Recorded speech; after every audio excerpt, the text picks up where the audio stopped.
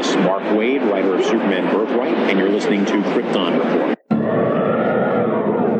Up in the sky, look! It's a bird! It's a plane! It's the Krypton Report!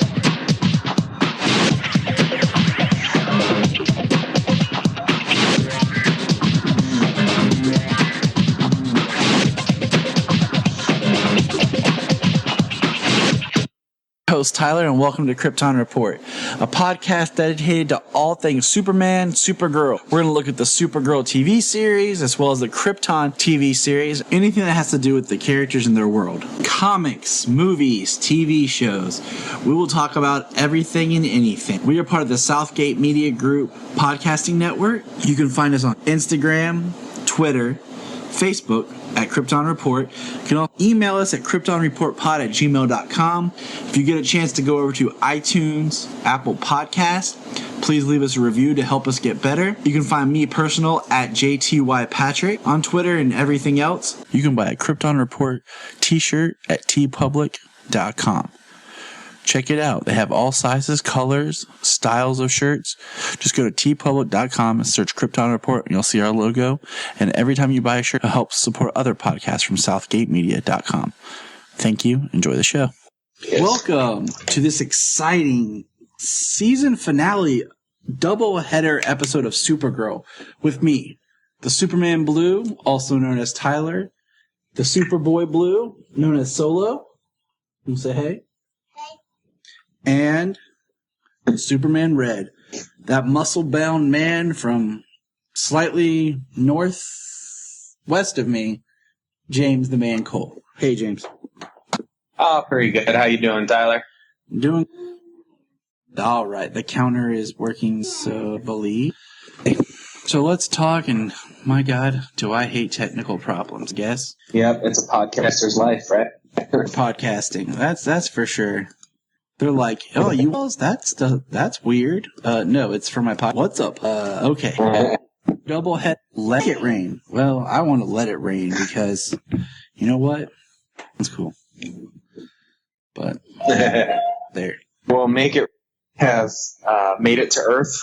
They stole their ship, and they went to Earth to complete their plan of to spark the Earth's core to cause eruptions and try and terraform everybody. If I went to another planet, Earth is apparently able to successfully be terraformed into another alien species. Yeah, I mean, you can terraform. I don't. On a planet, I would not want to leave that planet. Just saying. You know how many times they say in the multiverse that the Earth is the center of the multiverse, and yeah, all right, you sold me on it. You even go to Marvel, and Earth is at the center of all the realms and everything. I mean, we kick ass, apparently. I guess we do. I guess we do. Or everyone just thinks that we're pussies, and they can just kick us over and take our planet. Well, we are soft, apparently, according to every other alien life form out there. But what are you going to do? We're special. We are special. Hey, Solomon, don't use all that. Yes, Kara and Mon-El are trapped on Argo City, and they need to try and figure out a way to get back to Earth and a way to warn the people of Earth, because the dome on Argo City doesn't allow for communication.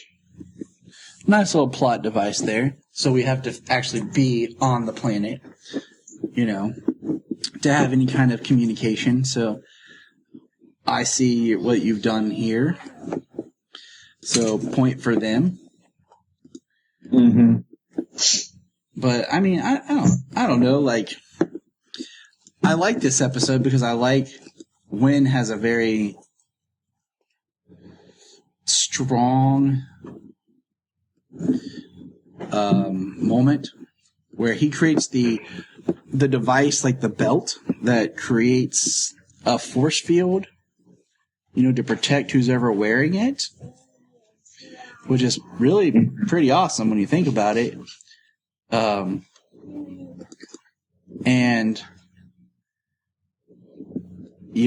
what is his name? I'm looking for it. Do you remember?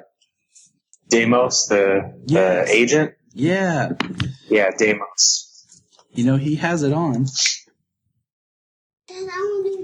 And him and Wynn have been in odds a couple of times throughout the season, mostly during upheaval portions. Yes. Wynn signs his belt as the centerpiece for the non-lethal direction that the DEO is heading. And it's actually pretty funny because he turns on his belt, and he just tells Deimos to punch me. He's like, "You're not even going to ask," and he swings on him. And it's awesome. Yeah, he's like, "I've been waiting for that. I've been thinking about that." That was a funny scene. It was a very funny scene. And then, And this one. I saw in this one. Yeah, I hear you. Okay, you're using all this up, buddy. This is cleaner, and now Daddy's going to have to buy more. Okay. Daddy. No, Daddy's talking. What up here? Okay. Yeah. And I mean, so... these... No, go ahead. Oh, go ahead. No, I was going to say, when there's a big role... Just going to say the...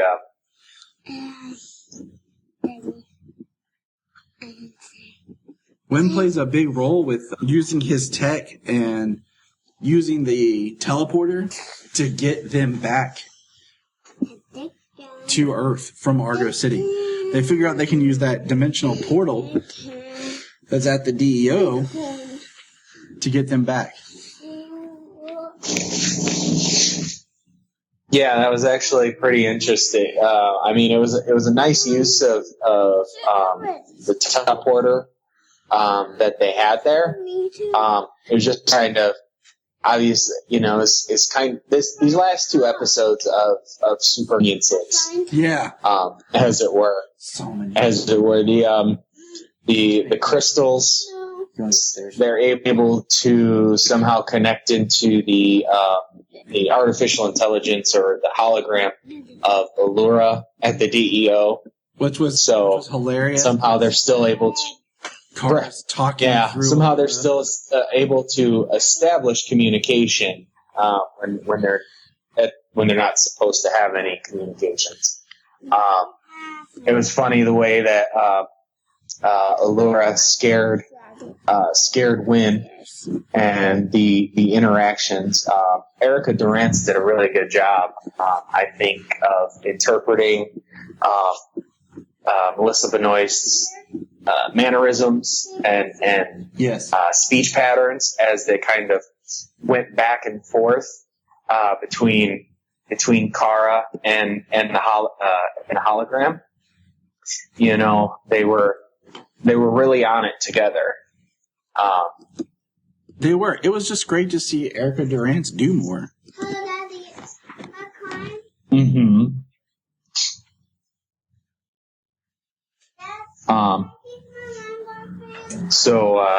But it's pretty convenient that her father's lab is still existent. The way she made it sound like it's the same lab, Krypton. Obviously, there's some stuff that survived Krypton, but it seems like his lab is fully intact.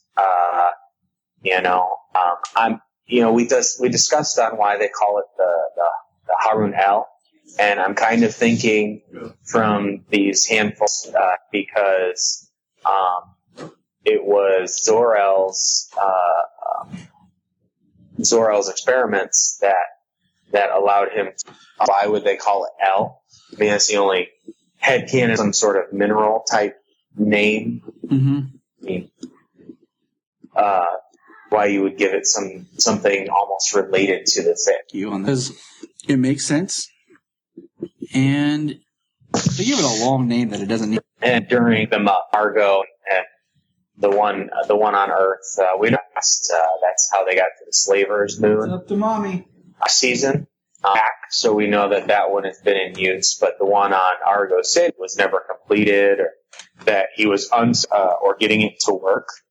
So, So it's all up to Win.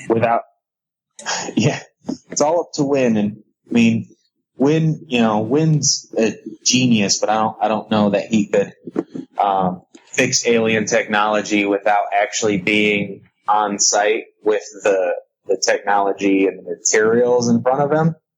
So it's kind of funny how they're able to actually make it work and sync it together without, the smartest person on Argo City who couldn't have gotten it working at the time. Yeah, I mean, you would have think that'd been a perfect intro for Brainiac 5, for him to do something. But the Legion aren't back here yet, so yeah. It's just it all works. It's really convenient, but it all works. During the so during this rebirth, I guess you could say, Rain, and she won't completely form. For some reason, because she absorbed the powers of pestilence and purity. So for whatever reason, they need the blood of pestilence and purity to give Rain full life again. And during the whole scuffle at the DEO, they use the hologram of Allura to trick one at the panel using the Allura hologram isn't working. you got to admit it was pretty funny. Somebody would fall for that. And you're just kind of rolling your eyes all right, I guess I'll go with it. Right. The biggest contrivance there is, she's a Kryptonian. She's only been on Earth for not even a day, maybe a matter of hours. They have their full powers. Apparently they're in they're in control of their full faculty. That's one thing that always gets me. That's one thing that always bugs me is when you have these stories of how Superman and Supergirl grew up learning how to use Kryptonians that show up and immediately can use their powers. And you're just, that's something Man of Steel has over everything else. They came in and they had some strength and some things like that, but their powers, the powers threw them off. They didn't know how to deal with them. They didn't know how to react to them. At least they bring up that I was trained my entire life to control my senses. So at least he's got, some kind of reason to control his abilities in such a shorter period of time. Yeah, at least they try with Zod. Props for trying. Tony is running to keep the blood samples of purity and Kryptonians. And as he goes, his hit blasts. And unfortunately, in any universe that can protect you from that. Yeah, weird for me. I felt like, I don't know, like slow motion and extra, I don't know, it was like extra deep when it really didn't have to be. I don't know. Could be just me. Yeah. But the scene played out the fact that, it's the CG force field, the CG heat vision blasts, they're colliding and it's all glowing and everything, but then just collapses. You know what I mean? I wasn't sure as to what happened to him, until they did bring it up that he died. And I I wasn't sure that he had died. It's like, what did the heat vision blast do to him? I mean, Yeah. It didn't burn. And what happened? Like, yeah. I mean, sure, I'm okay with them not showing a smoldering corpse, which, you know, it's not like they haven't done that on the CW on a number of shows. But, you know, it's just, it didn't strike me that would have killed him, at least with what happened. He just collapsed from heat vision. You know, if maybe the heat vision, the shield, you know, he had like 6 beams to shoot through, you know, which they actually show in the very next episode. I mean, then sure, that would have been obvious, but it didn't do that. they were like, we're saving our budget. It's just flash a light and he's dead. Flash a light and he's dead. Everyone say, oh, it's Stamos. It's cool. Yeah, I mean, it ended. Kryptonian's gonna just taking over basically the center of the Earth, and they're gonna destroy Earth from the center. How original! Yeah, they were. Supergirl tried to destroy it with her heat. They on Argos existence.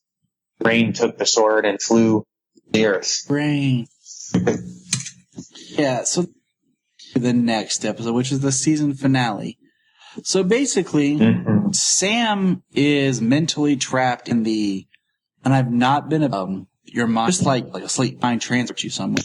You just be whatever. Not kryptonite, okay? With that, they didn't split Rain, okay? They did what? They did it a little more. They did it a little more effective to end the case than they did the Davis Bloom character. I mean, were you even though I do find. Well, I mean, they Superman the movie the whole episode. You know, true. So I mean,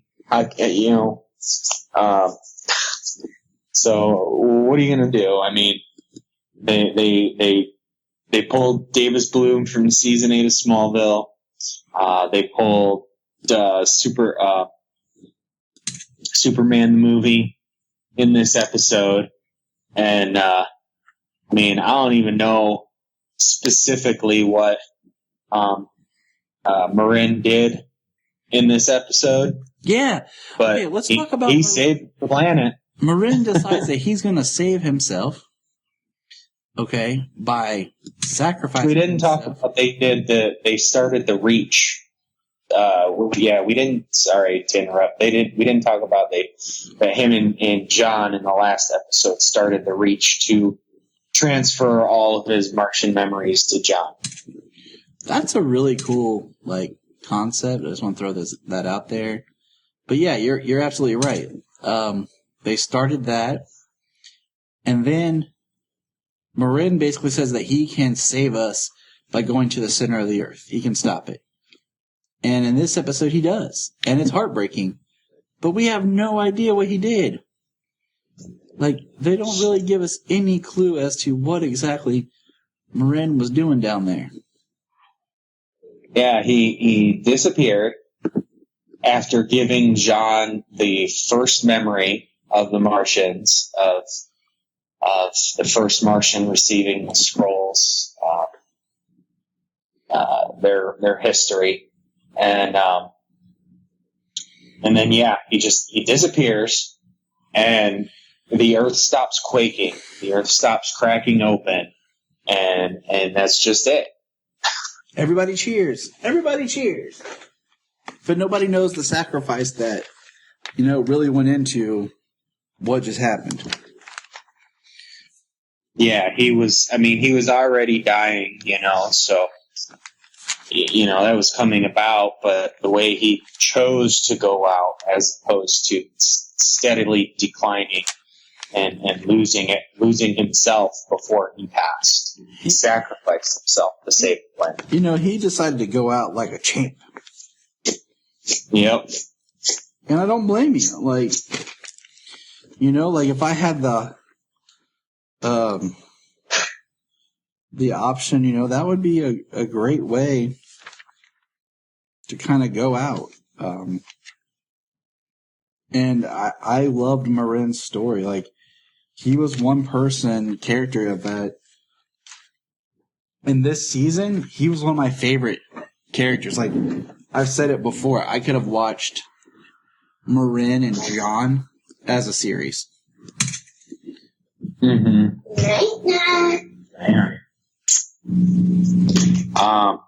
Yeah, he, very good job. Very good interactions with all the characters he came across. He spent most of his time with David Harewood and Alex. He spent most of his time with John and Alex. And, he did a very good job of playing. He was more of a father figure. John has been like a father figure to Kara and Alex, but more recently, he's more of a friend, and not as much of a mentor. He's been more of a friend and partner. He's kind of moved from the father figure that he started out in the first season with them. And so with the friendship and the love that Alex and John especially share for one another, to have those emotions for Marin as well. Alex said a very fond farewell to Marin before they started to perform the Reach, and he says that Earth is his son's home, and where he loves people, and that the Earth was his son's home. He would gladly sacrifice himself for that. It gets you right in the feels, like majorly. And I'd say that was probably the strongest moment in the episode. Moving forward, I would too. The Rain versus Supergirl stuff is cool, but I don't know. I felt like it was a little anticlimactic. I thought it was more interesting that Wynn is going to the future. Spoilers: Wynn's going to the future to be a part of the Legion because I guess straight up Brainiac is doing something and has like a virus that's killing biotechnics or whatever. So Brainy can't go. So Brainy's staying behind. And Wynn is going to the future with the Legionnaires, Saturn Girl and Mon-El. And, we're skipping all around here. But Jean's kind of doing, Jean decides to step back from the DEO and promotes Alex as the commanding officer and leader of the DEO. And John's going to kind of walk amongst the people. It reminds me of Justice League Unlimited season 2, where, during season 1, John's basically the Watchtower. And in season 2, he decides that he needs to step away and that he's going to be amongst the people. And that's what was in my mind. The whole. Yeah, that's what I thought of as well. Excuse me. And it was a good episode. The finale, I love the fighting. We see not much development with the Lena and Kara relationship as far as that stuff that we were hinted at. The Lena and Supergirl, that stuff was hinted at with them being more like, going to be rivals and not friends, like Lena. And we see a big thing is Lena learns how to make Harinel and gives Harinel and the information to Alora when Alora heads back to Argo. My brain's everywhere right now. I've worked a 12-hour shift today. And we learn that Lena, she knows how to make it. So, of course, she has some herself. and she's going to run experiments with Miss Tessmacher. I don't know if we talked about Eve Tessmacher has now had a degree in like science, biology. Like that was kind of just shoved in there, but she's going to play a big role, I guess. And let's see. Okay, so the final battle with the Dark Kryptonians took place in the evil fortress, and they burn up Rain inside like a big fire looking thing, and Supergirl's fighting. That was interesting because when she flew to the center of the earth, she flew right into that cauldron and took off straight down to the center of the earth. But then when Supergirl picks her up and throws her in there, like, did they do something into the cauldron that would now cook her as instead of, being just like, cause she just flew in there last episode to head to the center of the earth. Yeah. I mean, and that's where she came out of.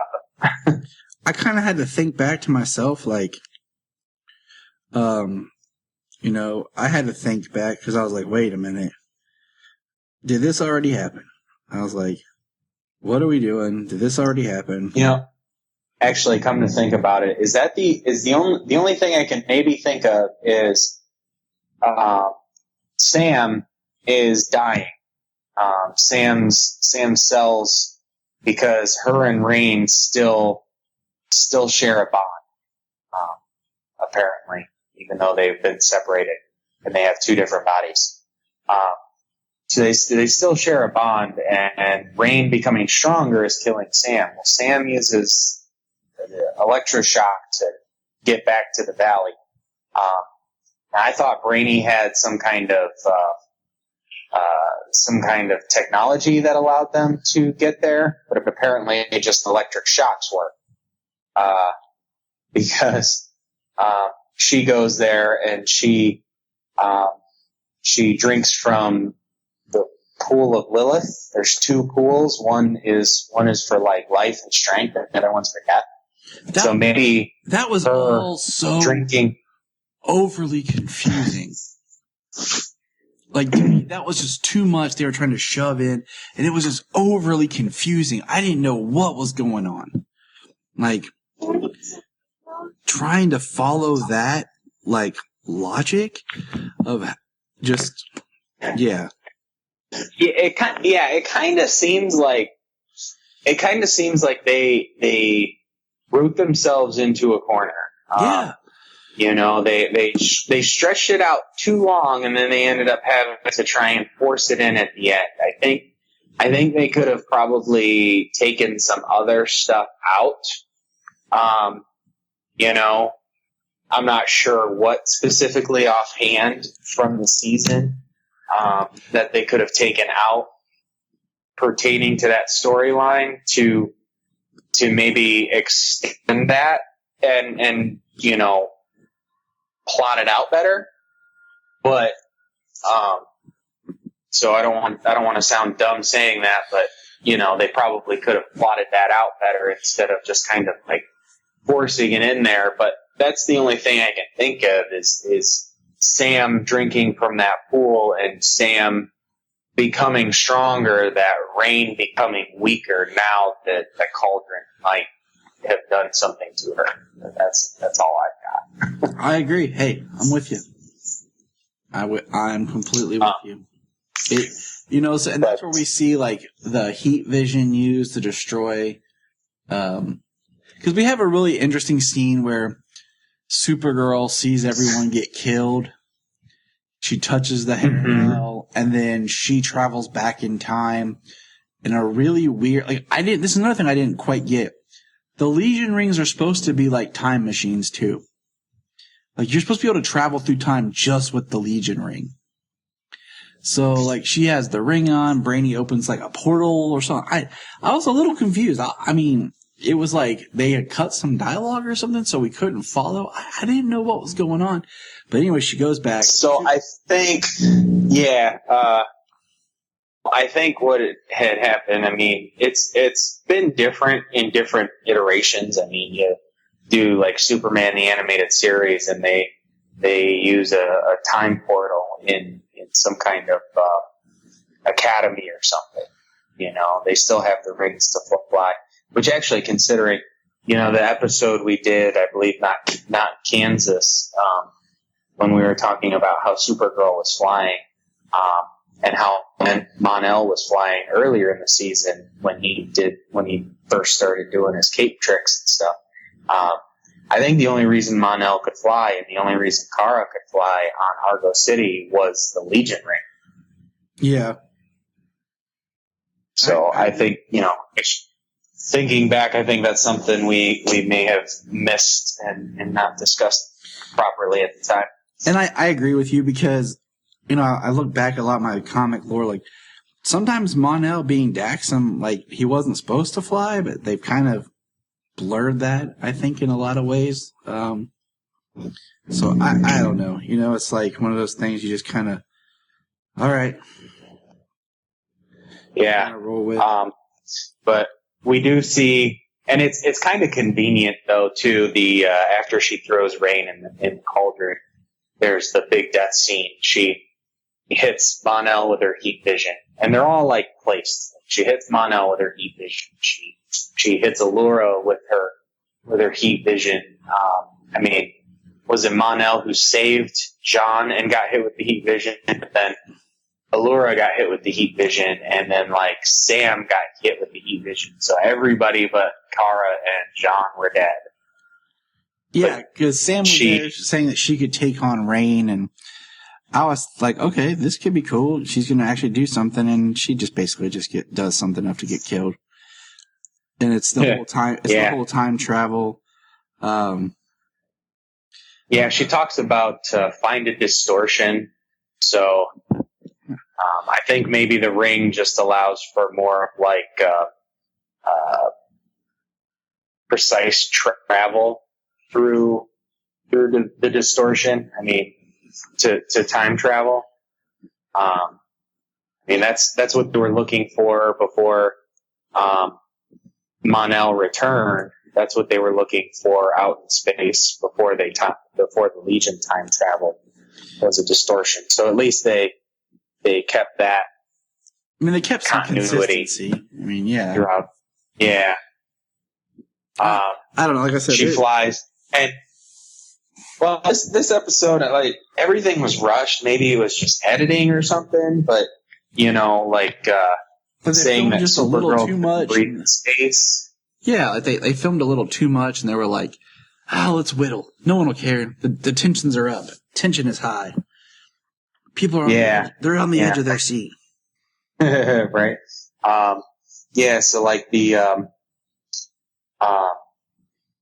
So the time distortion, can she breathe in space? Can she not? Like there are versions of Superman where he needs to wear a suit to go into space. And then there are other versions of Superman where, he can fly to Alpha Centauri and back without any kind of, without any aid, without any ships, without any suits or oxygen or anything like that. So apparently in Supergirl, they cannot fly or breathe in space. I guess maybe we'll see. maybe we'll get to see a Kryptonian spacesuit. I'm cool with that. And then, so let's just go ahead and jump to the end. We've talked about the end, but the twist for next season. So when Supergirl touched the Haranel, it's split her. And now that's what it looks like. There's a Supergirl that shows up in Russia.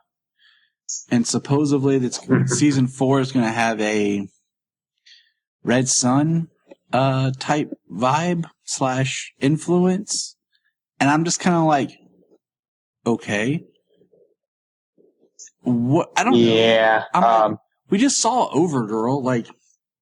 Now now if they did something like a Supergirl red, Supergirl blue kind of thing, kind of along those lines, would be kind of neat to see. And they have to try and merge them back, perhaps. Yeah, and like, you know, you could do something cool with like the colors, like, cause Supergirl, I thought, and I swear I read it and I found it before, she was supposed to get a new costume this season. So maybe she'll get a new costume next season. And it'd be kind of neat maybe if they went along those lines with like more of a bluish, more blue, and then the other Supergirl has more of a red, and kind of did it that way with like the two of them. That would be, that could be really cool. That could be something, you know, worth really doing. But I mean, we already saw evil Supergirl. We've seen Bizarro. I don't know, like, if she's not evil, that would be, I think that'd be even more interesting if what affects the original Supergirl. Like, she was split, but like, what did she lose? Yeah. You know, like, she's not whole. Like, she has to be whole, to really function. Like, neither of them can really exist without the other. And like, the other Supergirl, like, it'd be neat. Like, she's not bad. She's just another Supergirl.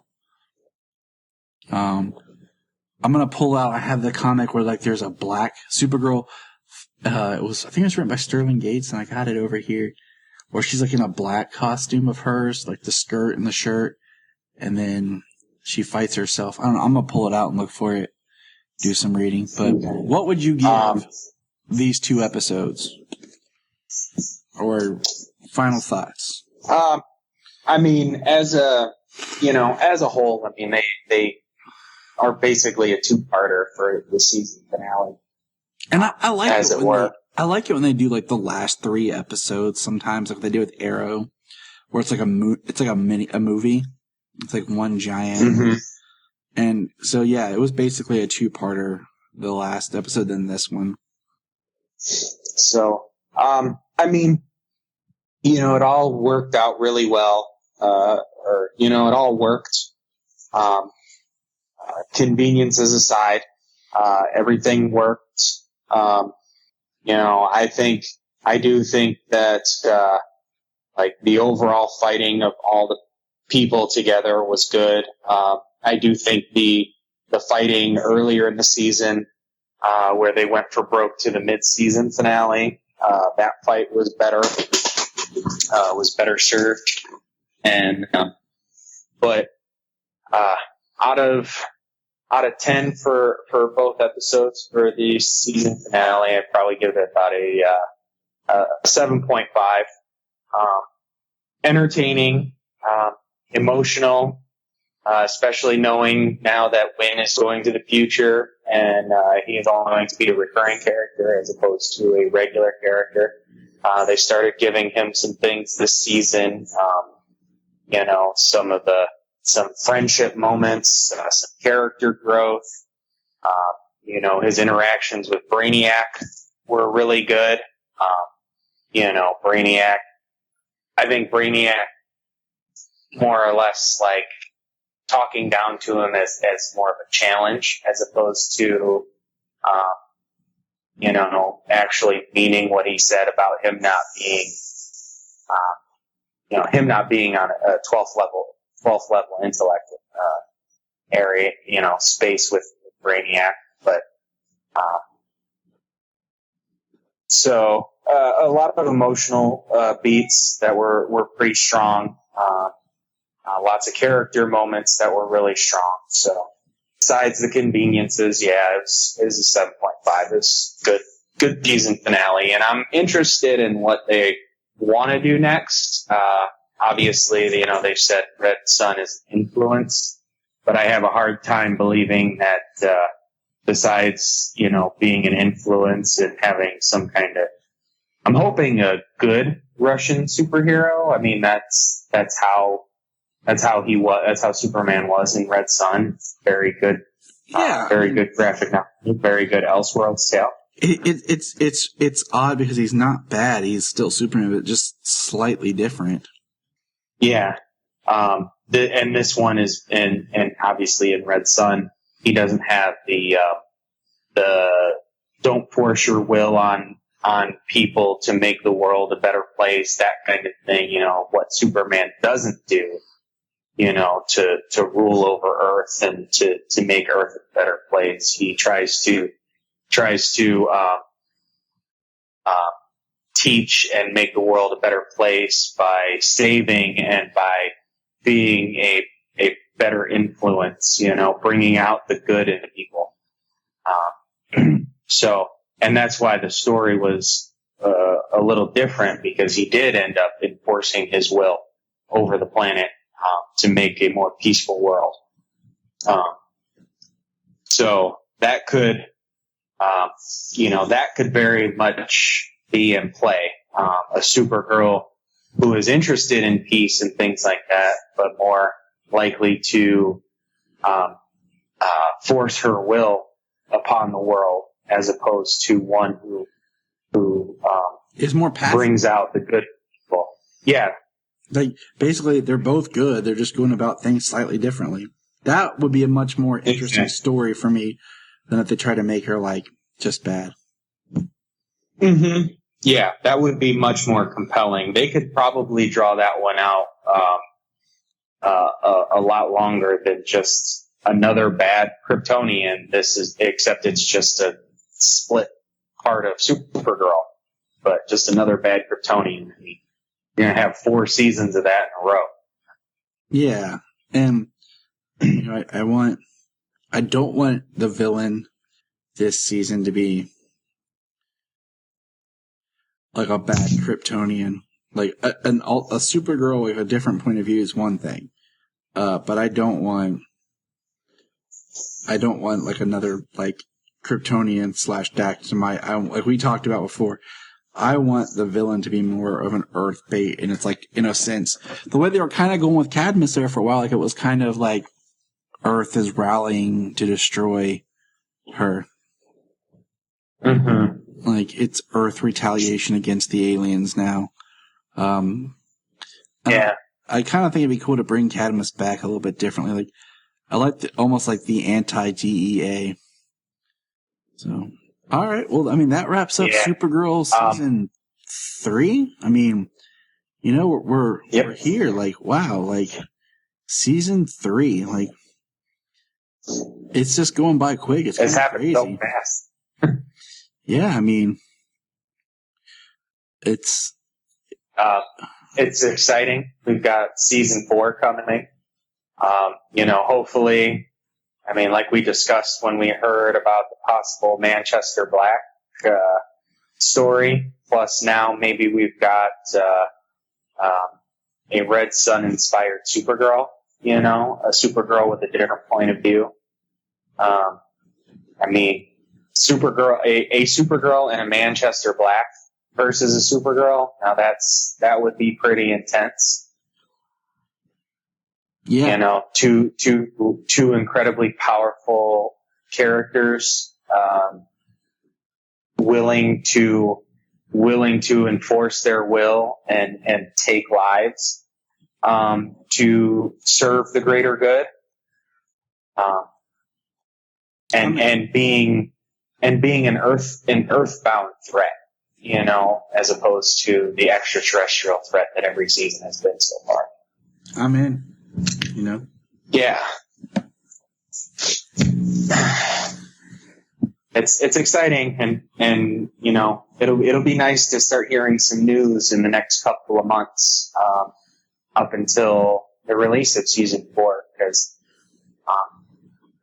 we know all the shows start back up in October, and most of the shows have begun production now on their new seasons. So just remember, Comic-Con is coming. Yes. And there's going to be a big I Warner am very Brothers excited for TV and for movies. So I'm excited as well. And Warner Brothers is the big one this year. I mean, without Marvel there, and from what I heard, some other things other companies aren't using Hall H like they have in the past. Like, Warner Brothers is the big one this yew. I mean, they have got a lot to throw out this year. I mean, DC Universe, DCCW. I think it's going to be maybe info on Krypton season 2, movies, Aquaman, Shazam. I'll say, as far probably as DC goes, a tiny bit of Wonder Woman. Here's what I kind of pick. Here's my quick prediction. We'll see some sort of footage of Shazam. I think that the crowd might get the people there might get a Wonder Woman teaser type thing like they did last year with Aquaman. You know, but we're definitely getting the Aquaman trailer released. So I think it's going to be more powerful in the television. Like if there's a lot of stuff for television. Well, you come with well, I mean, you know, with the movies, you know, you come with obviously Aquaman is coming out late this year. You know, we are 5 months away from Aquaman. So it is time for them to drop that trailer and begin the hype train.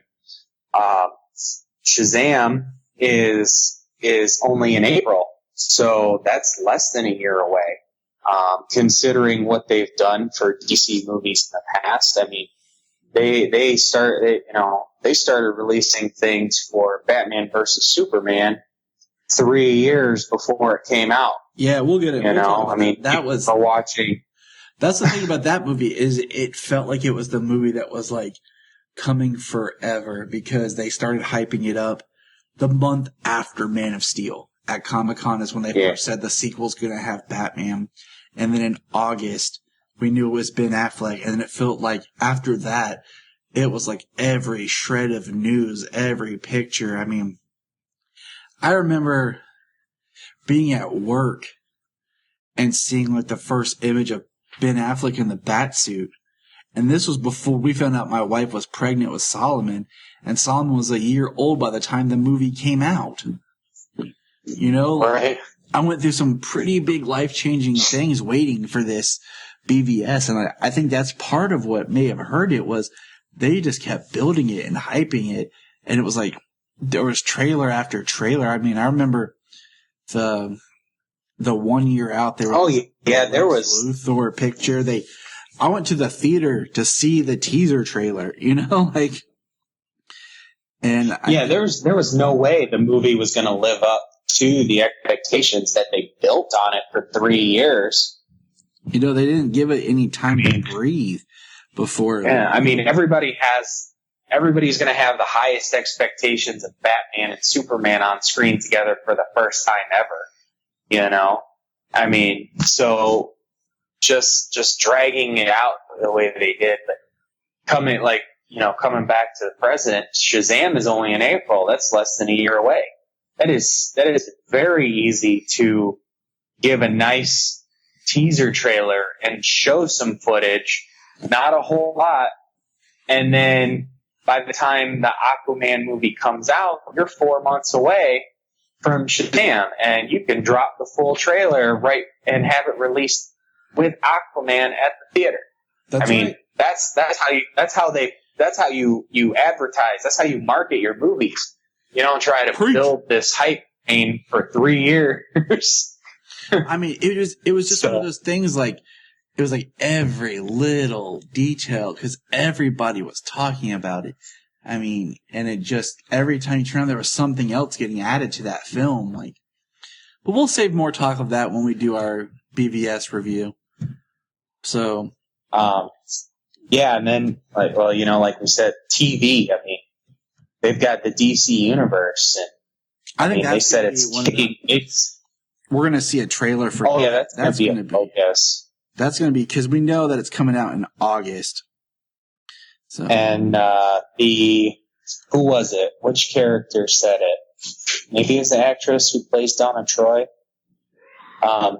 Somebody has said that Titans is going to drop with the streaming service. Yeah, I mean, they built this streaming service They built this streaming service. The first things that they announced was Young Justice Season 3 and Titans. If you don't drop DC Universe with Titans and Young Justice Season 3, I mean, you're just shooting yourself in the foot again. I think Young Justice Season 3 is going to premiere like next year at the very beginning or something. I don't remember, but if they don't, they need to drop it with Titans. They need something new, original, fresh that you can only get from them to sell the service. Oh yeah, you can't just drop it with all of the old content. I mean, The old people have that on people have that on DVD and Blu-ray. Yeah, us major fans You have can't been. expect it. Yeah, we've been buying that stuff for years. I mean, and have a lot of it. So I mean, yeah, there's some that's gonna be on that I don't have. Like, I don't have Superboy season 2, 3, and 4 because I want to buy them on DVD and they're really hard to find. Mm-hmm. So that's going to be a plus and happiness for me. But Titans is the way to go. So we're gonna put a pin in it right here. Comic-Con's coming up. We're gonna have a whole episode talking about Comic-Con and all the DC goodies. And we're gonna. So that's only what weeks away. Yeah, it's close. That's what I'm saying. Like it's coming. And we're going to patiently wait. I love July. Not only is it my birthday, but Comic-Con, we get a whole bunch of movie news. Did you hear that? It's James's birthday. So send in all your birthday wishes, money to James. So we can buy him some Superman stuff. Yes, I need more Superman memorabilia. You do. You can never, have enough. Like, I'm sitting in a room surrounded by it. You would think I'm psychotic. And I'm just like, I can always get more. But I have a wife calling for me. So, all right. I need to head out here before I get divorced. All right. No, that's not what to look forward to. No. You can find us on Instagram, Twitter, Facebook at Krypton Report. You can also email us at kryptonreportpod@gmail.com. If you get a chance to go over to iTunes, please leave us a review to help us get better. If you're an Amazon shopper, just remember you can go to southgatemediagroup.com. There's a portal log into Amazon, and you'll shop into your account just regular, but it also helps keep all the podcasts on and helps keep Southgate running. Remember, look up in the sky.